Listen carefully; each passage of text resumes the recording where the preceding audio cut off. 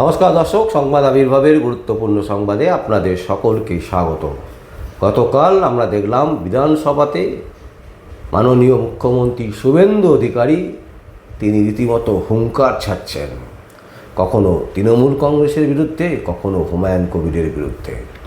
তৃণমূল কংগ্রেসের বিরুদ্ধে তিনি হুঙ্কার ছাড়ছেন যে কেন রবিবার দিনকে তারা ফিতে নিয়ে চলে গেল ধর্মতলার মোড়ে ভিক্টোরিয়া হাউসের সামনে, এবং সেখানে কেন ফিতে নিয়ে মাপতে শুরু করেছিল তারা। আর হুমায়ুন কবিরকে হুঙ্কার দিল কিসের জন্য? না, হুমায়ুন কবির রীতিমতো শুভেন্দু অধিকারীকে প্রায় চ্যালেঞ্জ ছুড়ে দিয়েছেন যে আপনিও বিধায়ক, আমিও বিধায়ক। দিলীপ ঘোষ যদি উল্টোপাল্টা কথা বলতে পারে তাহলে আমি কেন বলতে পারবো না।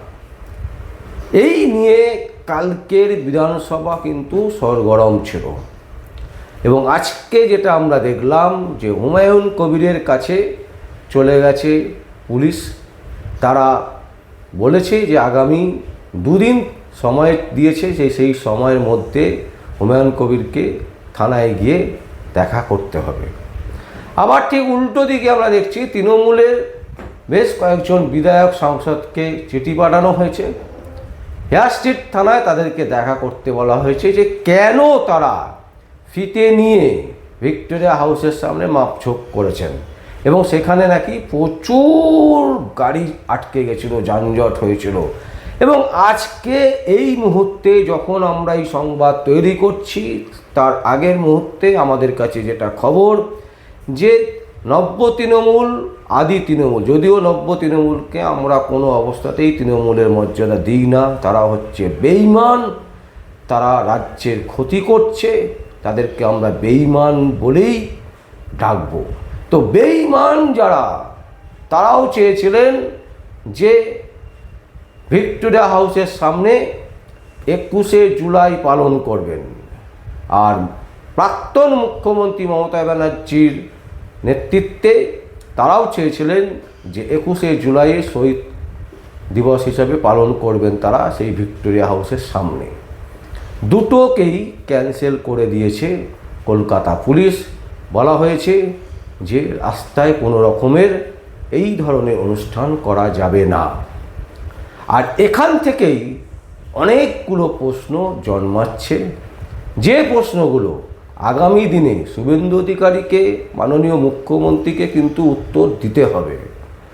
আজকে যে ডিম থেরাপি প্রথা চলছে বিভিন্ন দুর্নীতিগ্রস্ত নেতা নেত্রীদের বিরুদ্ধে, ঠিক সেই রকমই কিন্তু শুধু ডিম থেরাপি নয়, তার সাথে গোবর থেরাপি, তার সাথে পটি থেরাপি, এই রকম নানান রকমের থেরাপি কিন্তু প্রয়োগ হবে। সেটা কি সহ্য করতে পারবেন? তো আমরা জানি শুভেন্দু অধিকারীর বিরুদ্ধে অনেক মামলা দিয়েছিল। কারা দিয়েছিল? তৃণমূল কংগ্রেস। আমরা জানি যখন বিরোধী দলনেতা ছিলেন তখন তাকে বারবার করে যে কোনো প্রোগ্রাম করতে গেলে চলে যেতে হতো কোর্টে, কোর্ট থেকে অর্ডার নিয়ে তারপর তাকে প্রোগ্রাম করতে হতো। এটা ছিল লড়াই, এবং এই লড়াইতে সাধারণ মানুষ সাথ দিয়েছেন, বাংলার আপামর জনগণ সাথ দিয়েছেন। তারা মনে করেছেন যে শুভেন্দু অধিকারী যেভাবে লড়াই করছে তার পাশে দাঁড়ানো উচিত। বাংলার হিন্দু সমাজ তাকে ভোট দিয়েছিলেন এই কারণে যে বাংলায় সুস্থ স্বাভাবিক জীবনযাপন ফিরে আসবে। কিন্তু শুভেন্দু অধিকারী যেই মুখ্যমন্ত্রী হলেন অমনি কিন্তু তার যে আসল মুখোশ, সেই মুখোশটা কিন্তু তিনি পরে নিলেন মুখের ওপরে। কারণ শুভেন্দু অধিকারী কোনোদিনই ভালো লোক ছিলেন নয়। শুভেন্দু অধিকারী তিনি কিন্তু সিঙ্গুর আন্দোলনের ক্ষেত্রে অগ্রণী ভূমিকা পালন করেছিলেন। প্রাক্তন মুখ্যমন্ত্রী মমতা ব্যানার্জির সাথে তিনি কিন্তু সেই লড়াইতে ছিলেন এবং অগ্রণী ভূমিকা পালন করেছিলেন, নন্দীগ্রামের অগ্রণী ভূমিকা পালন করেছিলেন, এবং যার ফলে আজকে রাজ্যে শিল্প নেই, শিল্প আসছে না।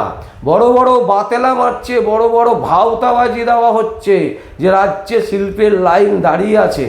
আমরা দেখতে চাই যে 1 বছর বা 2 বছর বা 3 বছর বা 5 বছরের মধ্যে কটা শিল্প শুভেন্দু অধিকারী নিয়ে আসে। আপনি যখন আনবেন তখন কথা বলবেন, আপনি এখনো পর্যন্ত আধখানা শিল্পেরও চুক্তি হয়নি, শুধু শিল্প নেতা নেত্রীদের সাথে মানে তার ছেলেদের সাথে বসেই আপনি শিল্প করে বেড়াচ্ছেন। প্রশ্ন হচ্ছে আপনাকে জেতানো হয়েছে তার স্পষ্ট কারণ বাংলায় সুস্থ স্বাভাবিক জীবনযাপন যাতে সাধারণ মানুষ করতে পারে সেই দিকটা আপনি দেখবেন, কিন্তু আপনি গদিতে বসে সেটা তো দেখছেনই না। উল্টে আপনাকে যেভাবে আক্রমণ করেছিল সেই আক্রমণের প্রতিশোধ নেওয়ার জন্য আপনি উঠে পড়ে লেগেছেন। এটা কোনোদিনই মুখ্যমন্ত্রীর কাজ হতে পারে না এবং এর তীব্র বিরোধিতা করছি আমরা। আপনি হুমায়ুন কবিরের বাড়িতে যদি পুলিশ পাঠাতে পারেন তাহলে দিলীপ ঘোষের বাড়িতেও পুলিশ পাঠানোর প্রয়োজন ছিল, কারণ দিলীপ ঘোষ যেভাবে রীতিমতো একেবারে একটি বিশেষ সম্প্রদায়কে আক্রমণ করেছিলেন ঈদের উৎসবের আগে, সেটাও তিনি ঠিক করেননি, সংবিধান বিরোধী কাজ করেছিলেন। তাই তাকেও পুলিশের কাছে হাজিরা করানো উচিত ছিল, কিন্তু আপনার সেই দম নেই, আপনি সেই ক্ষমতা রাখতেও পারবেন না। আপনি কি করতে পারবেন? আপনার পুলিশ প্রশাসনকে দিয়ে লোকের বাড়ি পাঠিয়ে দিতে পারেন, ঠিক যেটা মমতা ব্যানার্জি করেছিলেন। তার থেকে 10 ডিগ্রি ওপরে গিয়ে আপনি চাইছেন বাংলার মানুষের মুখ বন্ধ করে দেবেন। এটা আপনি পারবেন না, আপনাকে আমরা চ্যালেঞ্জ ছুটছি। এবং যত আপনি এই ধরনের আক্রমণাত্মক ব্যবহার করবেন, বাংলার আপামর হিন্দু সমাজ এবং মুসলিম সমাজ যাদের ওপর আপনার এত বেশি রাগ, যাদের ওপর আপনি এত বেশি আক্রমণ করতে চাইছেন, তারা আরও বেশি আক্রমণাত্মক হয়ে উঠবে। কেউ যদি ফিতে নিয়ে মাপতে চায় রাস্তা, তার বাড়িতে যদি আপনি পুলিশ পাঠাতে পারেন, এর থেকে বড় লজ্জা আর কিছু হতে পারে না। আপনার দলের নেতা যা খুশি বলবে, আপনার দলের নেতা যে কোনো ধর্মকে নিয়ে যা খুশি তাই বলতে পারে, তাকে আপনি পুলিশের কাছে পুলিশের নোটিশ দিতে পারবেন না। অথচ বিরোধী যদি কোনো দলের কেউ যদি কিছু বলে, আপনি সঙ্গে সঙ্গে তাকে নোটিশ পাঠাবেন। এ তো তৃণমূলের থেকেও ভয়ঙ্কর হয়ে উঠছেন। আপনি মমতা ব্যানার্জির থেকেও ভয়ঙ্কর আচরণ করছেন বাংলার মানুষের সাথে। একদম স্পষ্ট বলছি আমরা, বাংলার মানুষের সাথে আপনি চিটিং করেছেন। মাত্র 45 দিন সময় পেয়েছেন, তাতেই আপনার মুখোশ আলাদা হয়ে গেছে। আগামী 3 বছর আপনি বাংলার শাসন ব্যবস্থায় মুখ্যমন্ত্রী হয়ে থাকতে পারবেন কিনা বাংলার মানুষও কিন্তু ভাববে, কারণ এই ধরনের অসভ্যতা বাংলার মানুষ কখনোই সহ্য করতে পারবে না। ঠিক যেভাবে মুখ্যমন্ত্রী, প্রাক্তন মুখ্যমন্ত্রীকে একেবারে চুপচাপ করে সরিয়ে দিলেন, ঠিক সেইভাবেই কিন্তু আন্দোলনের মাধ্যমে এত বৃহৎ থেকে বৃহত্তর আন্দোলন হবে, আপনি রাস্তা পর্যন্ত বেরোতে পারবেন না। এই ধরনের অচল অবস্থা তৈরি হয়ে যাবে, বাংলার মানুষ কিন্তু করবে। আপনি সেদিকেই বাংলার মানুষকে নিয়ে যাচ্ছেন। আপনি হকার উচ্ছেদ করলেন, আপনি হকার উচ্ছেদ করা, আপনি বিরোধিতায় যখন ছিলেন, বিরোধী দলনেতা যখন ছিলেন, তখন আপনি বলেছিলেন যে হকার উচ্ছেদ কেন হচ্ছে, আমি রাস্তার সামনে বুলডোজারের সামনে দাঁড়িয়ে পড়ব। আর আজকে আপনি গদিতে বসেই হকার উচ্ছেদ শুরু করে দিলেন। বাংলার কোনো মানুষ চাইছে না হকার উচ্ছেদ হোক, হকার উচ্ছেদ হোক, পুনর্বাসন দিয়ে হোক, এটাই বাংলার মানুষ চাইছে। আপনার কানে সেটা পৌঁছচ্ছে না, কারণ আপনার মুখোশটা খুলে গেছে।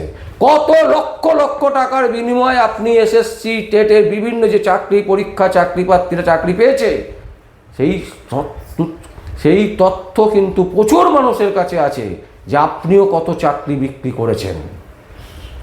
আপনি ভুলে যাচ্ছেন, আপনি ভাবছেন যে আপনি বিজেপিতে চলে গেছেন বলে ধোয়া তুলসী পাতা হয়ে গেছেন। নারদাকাণ্ড সাধারণ মানুষ দেখেছে। বিজেপির পার্টি অফিস থেকে সেই ভিডিও চালানো হয়েছিল, যে ভিডিও ফুটেজে আপনাকে টাকা নিতে দেখা গেছে। আপনি ধোয়া তুলসী পাতা হয়ে গেলেন। যেই গতিতে বসলেন অমনি বাংলার মানুষের, বাংলার হিন্দু সমাজের হিন্দু বাঙালিদেরকে আপনি তাদের ওপরই অত্যাচার শুরু করে দিলেন। এখনো পর্যন্ত যত ক্ষতি হয়েছে, হিন্দুদের ক্ষতি হচ্ছে সবচেয়ে বেশি। হকার উচ্ছেদ, যতটা মুসলিম উচ্ছেদ হয়েছে তার থেকে বেশি উচ্ছেদ হয়েছে হিন্দুরা।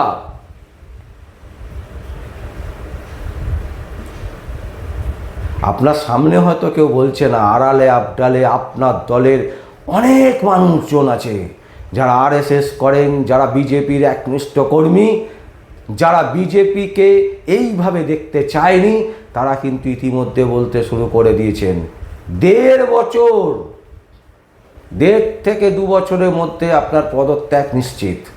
হয় আপনি নিজে পদত্যাগ করে চলে যাবেন, আর তা না হলে আপনাকে পদত্যাগ করিয়ে ছাড়বে। দর্শক, আমরা এই সংবাদ কোনো অবস্থাতেই কাউকে হুমকি বা কাউকে চমকানোর জন্য করছি না। যেভাবে আমরা চেয়েছিলাম যে রাজ্যে বিজেপি আসুক, বিজেপি সবার জন্য, সাধারণ মানুষের জন্য বিজেপি হয়ে উঠুক, কোনো একটা নির্দিষ্ট দলের জন্য নয়। নিজের দলের লোক যদি কিছু বলে তাকে আমি কিছু বলবো না, অন্য দলের কেউ কিছু বললে তাকে আমি তার বাড়িতে পুলিশ পাঠিয়ে দেবো, এই জিনিস কোনো মতেই মেনে নেওয়া যায় না। যেটা মমতা ব্যানার্জি করেছেন তার থেকে বেশি করছেন শুভেন্দু অধিকারী। তাই আমাদের অনুরোধ থাকলো মুখ্যমন্ত্রী শুভেন্দু অধিকারীর কাছে, দয়া করে নিজের মুখ আর মুখোশটাকে পরিবর্তন করুন। তা না হলে খুব তাড়াতাড়ি আপনি বিপদের সম্মুখীন পড়বেন। আপনিই পড়বেন, আমাদের কিছু করতে হবে না, আমরা কিছু করব না, আমরা তো সংবাদ পরিবেশন করব। আপনি যেটা বলবেন সেটাই আমরা তুলে ধরব, কারণ আমরা চটি চাটা নই। আমরা যেরকম তৃণমূলের বিরুদ্ধে 2000-এর ওপর নিউজ করেছি, ঠিক সেই রকম আপনার বিরুদ্ধেও আমরা 4000 নিউজ করব, কিন্তু থামবে না। কারণ যেটা ভুল সেটা ভুল। তাই সাদাকে সাদা, কালোকে কালো বলতে সংবাদদাবী ভয় পায় না। যাদের মনে হচ্ছে, এই সংবাদ দেখে মনে হবে যে আমরা তৃণমূলের চটিচাটা বা অন্য কোনো দলের চটিচাটা, তাদেরকে বলবো যে আমাদের চ্যানেলে, সংবাদদাবী বিভাগের চ্যানেলে যতগুলো ভিডিও আছে ভালো করে দেখবেন, তাহলে বুঝতে পারবেন যে আমরা চটিচাটা না, আমরা প্রকৃত অর্থে বাংলার ভালো চাই। শুধুমাত্র একটা সংবাদ দেখলে সেটা বোঝা যাবে না। আর যারা সত্যি সত্যি চটিচাটা, তাদের বলবো দয়া করে চটিচাটাটা এবার অন্তত বন্ধ করুন। বাংলার মানুষের জন্য না হোক, নিজের ফ্যামিলির জন্য, নিজের পরিবারের জন্য। দর্শক, আমরা এখানেই শেষ করলাম। যদি আপনাদের কোনো বক্তব্য থাকে, কোনো কমেন্টস থাকে, অবশ্যই আপনারা কমেন্ট বক্সে কমেন্ট করবেন। আর দেখতে থাকুন পরবর্তী সংবাদ আবির্ভাবে। আমার নাম বিশ্বজিৎ পাল, সংবাদ আবির্ভাবের জন্য।